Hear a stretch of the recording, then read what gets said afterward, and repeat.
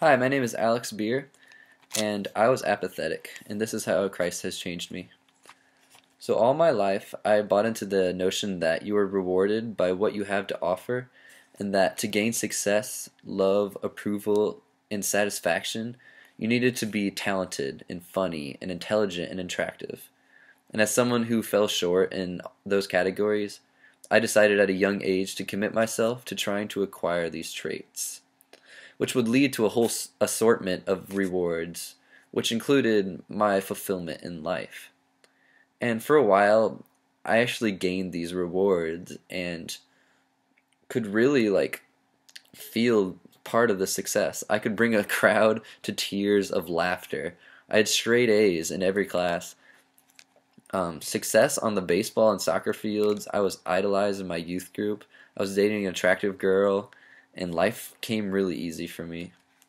But the circumstances started to change, just as my thoughts about them started to change. There was no single moment of clarity where I realized that all my rewards that I had put up in my life were just cheap substitutes of a relationship with Christ. The means to my previous happiness had now become the means to my apathy.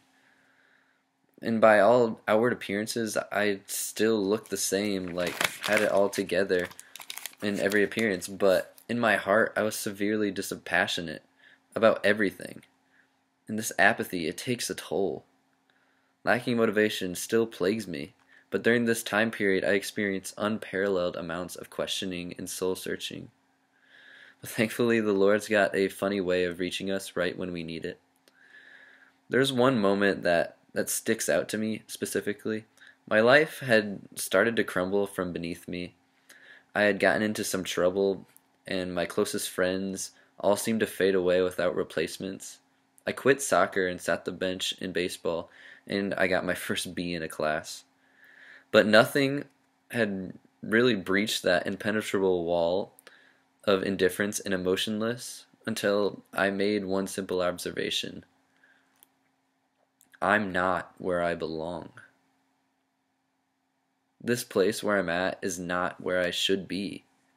What in the earth had happened to me, a good Christian kid? How did I let this happen? After I realized this, all the brokenness and guilt and shame and pent-up emotion from years of neglect and numbness came Niagara falling down on me like the slightly salty liquid from my eyes. I realized in that moment the weight of my own failure, and it crushed me.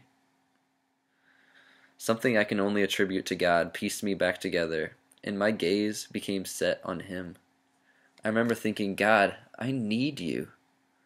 If I'm ever going to get out of this place, you've got to do it for me. Ever since that day, I believe that I've truly given up my life to Christ and have followed exactly what Paul has said. But my life is worth nothing to me unless I use it for finishing the work assigned to me by the Lord Jesus Christ, the work of telling others the good news about the wonderful grace of God. Thank you.